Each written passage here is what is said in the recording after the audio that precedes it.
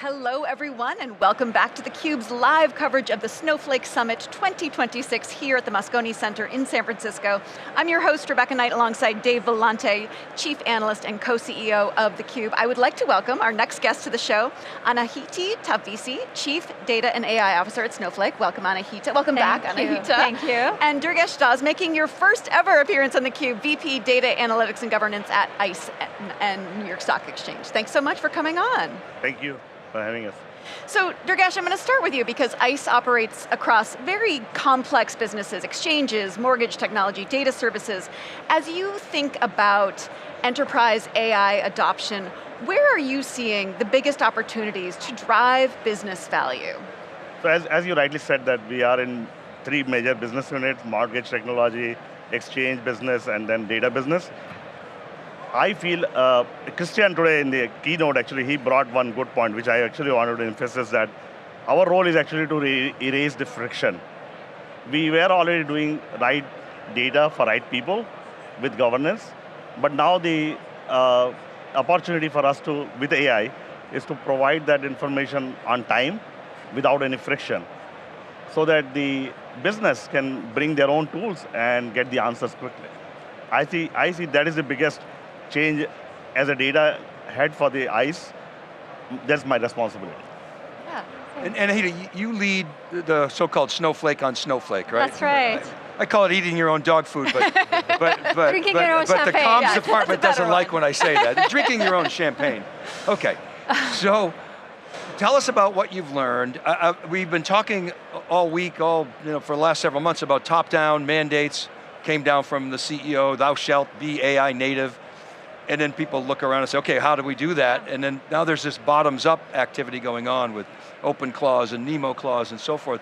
How would you describe where you're at in that maturity, things that you've learned? Yeah, it's been really incredible being part of Snowflake and running, as you said, Snowflake on Snowflake, being the first customer of all these AI products that we have built over the past a year and a half, I would say, and partnering very closely with Christian and team as we build these products, bringing the voice of the customer to these conversations.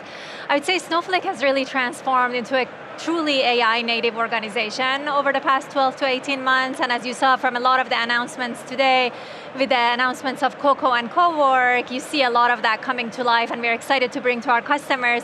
It's been incredible to partner with Durgesh and team, as well as the other customers who have been part of our research preview and one of the first users of CoCo. So very excited that we are now bringing it back to all of our customers. At Snowflake, we started on this journey, as I mentioned, about 18 months ago. One of the examples of what we have built on CoWork was a GTM AI assistant that has now answered more than 1 million questions across our sales organization. It answers about 40,000 questions a week. So in terms of the amount of excitement that it gets and the amount of return that we have from our sales team coming back and trying that tool again as well. But also we have not only done that in our GTM go-to-market organization, but across finance, marketing, HR, across the entire company. We're really, truly AI native and very excited about that. So Durgesh, thank you for that. But for a product company like Snowflake, they can move super fast. I know a little bit about ICE and NYSE because we're there quite often, and you guys super buttoned down. Not that Snowflake's not, but you, in exchange and in your business, governance is everything. So I would suggest that maybe you can't move as fast, but you still have to move fast. So how do you reconcile the move fast but don't break things? Yeah, so we actually also move fast, but with governance. And we invested in Snowflake long time back, correct? And the way it works is that our governance as a foundation is very strong, just because we are using Snowflake's RBAC policies, we are using Snowflake's data quality. So the trust in data is already there. We actually worked very closely with their Snowflake's team, Anahita's team, in last few months. Actually, since last summit, actually, and when I first met Anahita, is that they are the customer zero, as you rightly said. They have solved these problems already. And so we didn't want to restart solving that problem again. We went and worked with them, and it accelerated our solutions. So Anahita actually, with her team, we worked with some of the brightest mind in Snowflake, and that allowed us to actually build solutions which are actually solving the problems inside ICE and NYSE today. Lunch will be served. Maybe something I will add on the governance, and you heard this yesterday also from both Sridhar and Daniela. We actually think of governance as an accelerator, not necessarily something that is a trade-off to innovation, and that's something that you see for ICE and NYSE every day. Well, research really shows that actually having constraints makes teams more creative and more innovative because having to work within certain confines increases the amount of solutions you can come up with. So I'm curious to hear about moving your deployments and making them go from concept to execution, because this is where a lot of companies get stuck, and this is where a lot of people can stay in this pilot mode and stagnate. You've done some very notable ones, sales assistant, mortgage agents. What do you think has made those deployments so successful, and what have you learned along the way about it? So we wanted to solve the real problems. So the sales assistant or one mortgage assistant for external customers, we wanted to solve the problems where the users are actually there, right there. So I'll give you the example of our sales assistant, which we worked very closely with Anahita's team and Snowflake's forward engineering team. We actually built a customer 360 skill for them, for sales analyst, which takes care of like 5 different dashboards in Tableau, which was converted using CoCo. Yeah. And now they can, not only they can get the answers quickly, they can do that preparation within minutes. What used to take more than a day for them before they go to a big meeting with a customer. So if you solve the problems which they are already facing and the tools they are already using, they want that to be done quickly. And that's why we were able to, actually it is live today in ICE and NYSE for sales mortgage team, where they can get these answers so quickly, which used to take so much longer to solve that. People think of ICE, they think of New York Stock Exchange and trading, but I think of you as a data company and a data products company. So what's the relationship between how you use Snowflake and how it feeds data products? Yeah, so this is a very good point. So we have a business called ICE Data Services, as you rightly know. We actually share data on Snowflake on more than 50 stable ages, which is a big number for Snowflake. The principle what we adopted there is that we have many other delivery platform, but Snowflake is the delivery platform asked by most of our data services customer today. We wanted to give them something where the data is not stale, it is readily available, it is governed, and they can bring their own AI tool on top of that. So if they want to use CoCo today, they need the data in Snowflake, which we are providing today in ICE Data Services business today. We have, I think we have 7 or 8 products already on ICE Data Services Snowflake platform. So one of the things we've been talking about on theCUBE and in theCUBE research is that we have these islands of automation today, and when you have this top-down, bottom-up sort of innovation, you risk having islands of intelligence, and it may be a necessary step to go through. You know, Andy Grove said, let the chaos reign and then reign in the chaos. So right now I feel like a lot of people are learning, experimenting, and of course, a lot of production work going on. How do you think about, as data executives, data officers, AI visionaries, how do you ensure that you don't just rebuild islands of automation, that you actually have an enterprise substrate, if you will, and avoid just yet another IT industry set of stovepipes? For sure, yeah. You take. Okay, yeah, I'll take this one. So first of all, we want to encourage experimentation, right? Because that's a lot of the ideas don't necessarily come from me or from the C-suite. They come from anybody across the company, right? CoCo was actually an idea that started with one engineer, right? And so we want to always encourage experimentation, and we want to enable people to be able to encourage to do experimentation and for everyone to become developers. That's a lot of what we do, is like part do we build the right data foundation for them to have the right opportunity to experiment. What's important though, that you don't end up with chaos, because AI is actually lowering the barrier for access to information, and if you don't do it in a well-governed and trusted way, you can end up with a lot of chaos. I've heard some really interesting examples from our customers where they've done a lot of vibe coding, and anybody has come up with its own dashboard that may have not been the correct information, but then published it as the sort of truth, and then the next person came in and started using those dashboards. So the chaos can actually scale a lot faster with AI if you don't put the right data foundations in place.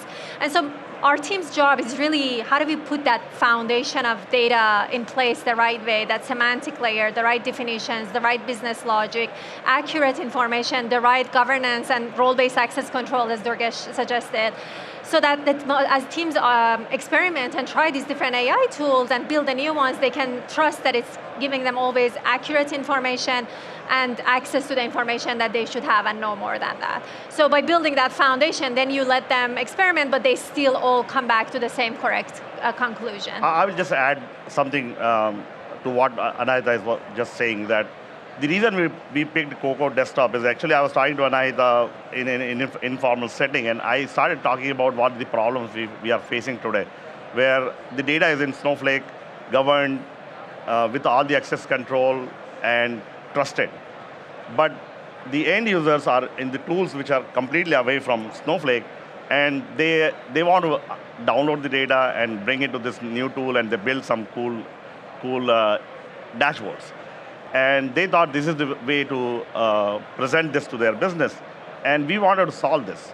So right now, if you think about CoCo Desktop, which was announced just this morning, right, and we had the privilege to work on that for the last 3 months, it sits right on top of Snowflake's governance. You cannot log into CoCo Desktop without having an account in Snowflake. And you have all the access control, role-based access control built inside. We can even deliver skills to a specific set of users, and knowing that analytics users will need this skill while finance will need that skill, all built inside desktop. So best practice essentially is sort of built in through those governing guidelines. Sridhar said something yesterday in the analyst session, made me laugh. He said, I don't think token maxing is a good idea. What are you seeing in your organization in terms of just token consumption? Do you govern the token consumption? How does that work? So I think they announced that today, that we have a per user quota. Yeah. So you have to understand who is actually delivering the result versus who is just consuming tokens. So we have a very good AI principal policy which takes care of that. We have a dashboard running on top of usage, so we actually control that usage. But what we do is that we look at the deliverable at the end of the day. We don't look at what you are consuming, what actually you are solving. And so we start the process right from Jira or ADO, where the requirements are converted into actual project, and these tools are actually solving those problems. And in the end, I see what is the total ROI getting generated. We just don't give you tokens just because you may get more tokens because you are actually solving more problems than the others. So a very deliberate approach. I was talking to a forward deployed engineer recently. I said, what's your token budget? And he said, unlimited. And I said, well, and the reason was because they were passing the cost on to the customer. And that's not going to last, right? You're going to have some kind of rules in place to govern that, and it's got to be intentional, it's got to be tied to ROI. For on sure. day one also. Yeah, I'd say over the last few months, maybe even starting February of this year, we've seen across the industry this encouragement to experiment, try AI, and maybe some competitions, as you saw, on token maxing. Right. But I think over the past few weeks, we have seen more and more businesses asking a question of, what's the ROI that I'm getting from this, right? And I think being more intentional, as Durgesh said, as the data teams, as ultimately measuring success based on the business value that you created, the amount of innovation that you created, the amount of efficiency that you created. Ultimately, I think Sridhar says it very well. You either help companies make more money or spend less money. So how are you actually creating value? And then based on that, seeing what's the ROI of... by the way, cost intelligence is a skill inside CoCo. Oh, right. Okay. It is. But I mean, I'm curious about when you see these beautiful dashboards, and they are beautiful, and they can tell you so much, but how does an enterprise move from getting those dashboards and those reports to actually making AI-driven decisions at scale? I mean, I think that's the big question here. So next thing it has to happen is that it has to take action on that. Yeah. Correct. Like, so right now, I think everybody wants to have a human in the loop, correct? Like, just because sometimes it can give you wrong answer, and we want to make sure that it is not, you are not taking decision based on that. So once we solve that human in the loop problem, in the sense that human in the loop is actually providing you a approval to go and take action, you will see the actionable intelligence very soon coming out of those dashboards. Dashboard is giving you some information, you have to take some action on that, and I think CoCo Desktop or tool like CoWork is going to solve that problem where you say, okay, now go and take action on this. Yeah.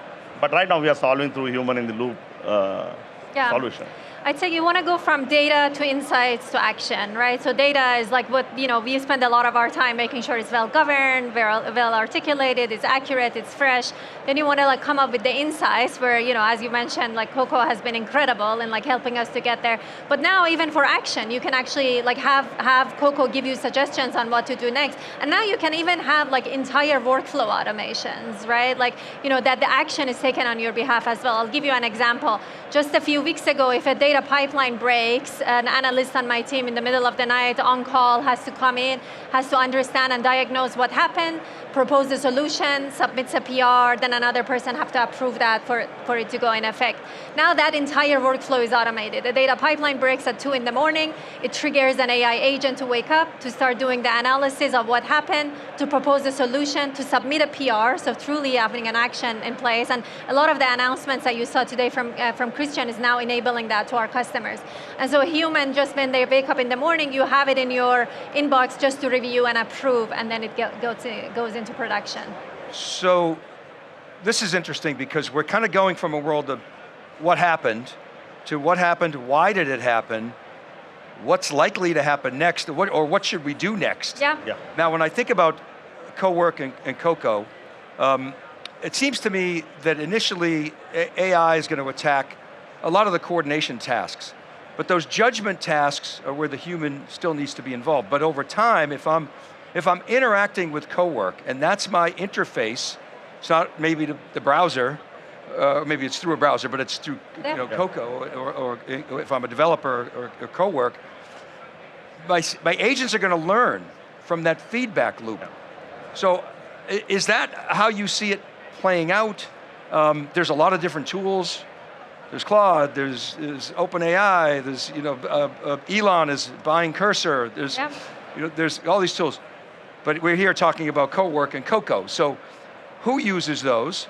What's the persona of those? And how does it relate to all the other tooling in the organization? And how do you sort of bring all that together? Yeah, so I think CoCo Desktop was designed mostly for developer community. So all my team actually uses that to develop pipeline, make sure that the data is secure and getting loaded, trusted.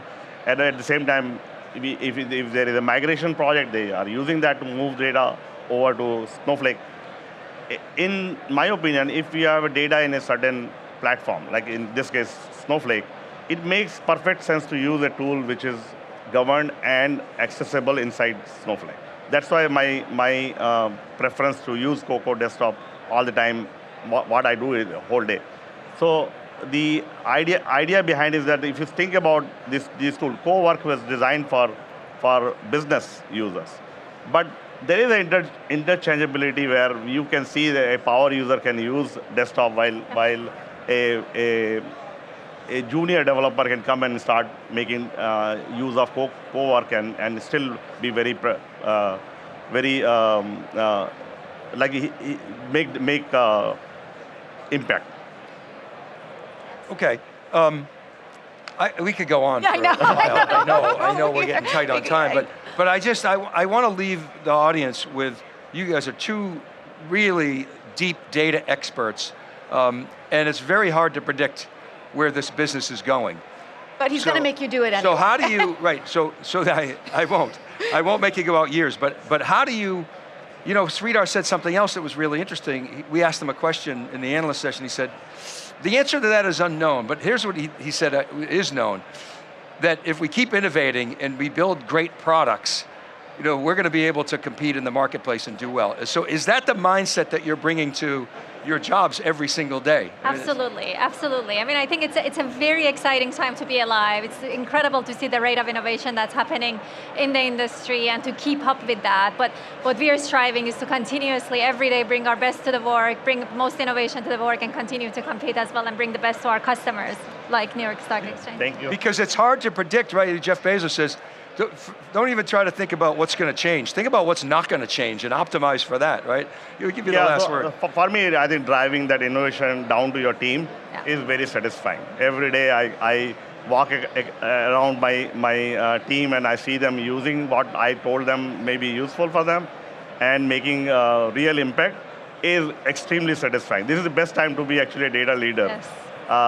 Because AI and data cannot go without, AI cannot go without data. Yeah. That's right. Great note to end on. Thank you so much, Anahita Thank you, guys. and Thank you. Durgesh. Thank you so Thanks much for for coming having on the us. show. Thank you, it was a pleasure.